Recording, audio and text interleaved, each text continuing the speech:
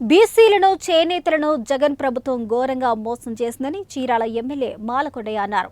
బాపట్ల జిల్లా వేటపాలెం మండలం దేశాయిపేట మాజీ సర్పంచ్ శ్రీధర్, రామన్నపేట మాజీ సర్పంచ్ అనంత లక్ష్మిలతో పాటు వైసీపీకి చెందిన 500 మంది ఎమ్మెల్యేలు మాలకొండయ్య సమక్షంలో పసుపు కండువా కప్పుకుని టీడీపీలో చేరారు. వైసీపీ చేతిలో చిక్కుకున్న దేశాయిపేట గ్రామంలో టీడీపీ సీనియర్ నేత, చేనేత నాయకుడు సిద్ది బుచ్చేశ్వరరావు చక్రం తిప్పడంతో గ్రామం ఒక్కసారిగా యూటర్న్ తీసుకుని టీడీపీ తీర్థం పుచ్చుకుంది. గత 5 ఏళ్ల వైసీపీ పాలనలో చేనేత వృత్తిపై ఆధారపడే దేశాయిపేట పంచాయతీ ఏ అభివృద్ధికి నోచుకోలేదని, అయితే ప్రస్తుతం కూటమి ప్రభుత్వం పరిపాలనపై ఆకర్షితులైన టీడీపీలో చేరారంటూ ఎమ్మెల్యే తెలిపారు. చీరాలలో పార్టీ కోసం నిలబడిన ప్రతి కార్యకర్తకు అండగా నిలబడతామని ఎమ్మెల్యే మాలకొండయ్య హామీనిచ్చారు.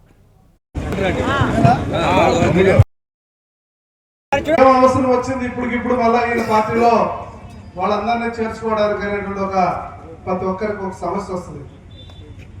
మీకు తెలియదు, మన వాళ్ళందరూ ఏ తెలుగుదేశం పార్టీ రక్తం అయితే పుచ్చుకున్నారో వాళ్ళందరూ అవతల ఒడ్డు మీద ఉంటే పని చేయడానికి మేము పడ్డ తపన మామూలుగా పడలేదు. ఇక్కడ ఉన్నటువంటి కొద్దిమంది నాయకుల్ని, అలాగే బుచ్చేశ్వరరావు గారిని అయితే ఉపయోగించుకొని 4 ఊరుల్లో అతను సహకారం తీసుకున్నాను. 4 ఊరుల్లో సహకారం తీసుకున్నాను. ఉన్నారు నిరంతరం ఈ యొక్క దేశపాటలో ఇక్కడ పనిచేసినటువంటి వాళ్ళు కానీ ఇక్కడ ఉన్నటువంటి వాళ్ళు నిరంతరం పనిచేశారు.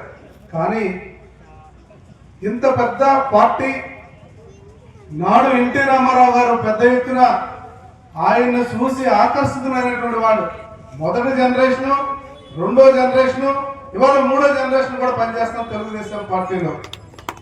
ఎవరిని పిలిచాం మనం? ఇప్పుడు కరుడు కట్టినటువంటి వైసీపీ వాళ్ళు ఎవరు పిలిచామా? కాంగ్రెస్ వాళ్ళు పిలిచామా? మన వాళ్ళే కదా పిలిచాం. మన వాళ్ళు పిలిచామని పిలిచామా? మనం మీరు అర్థం చేసుకోవాలి. ఇక్కడ మనం పిలిచింది మన వాళ్ళనే. అవతల వైపు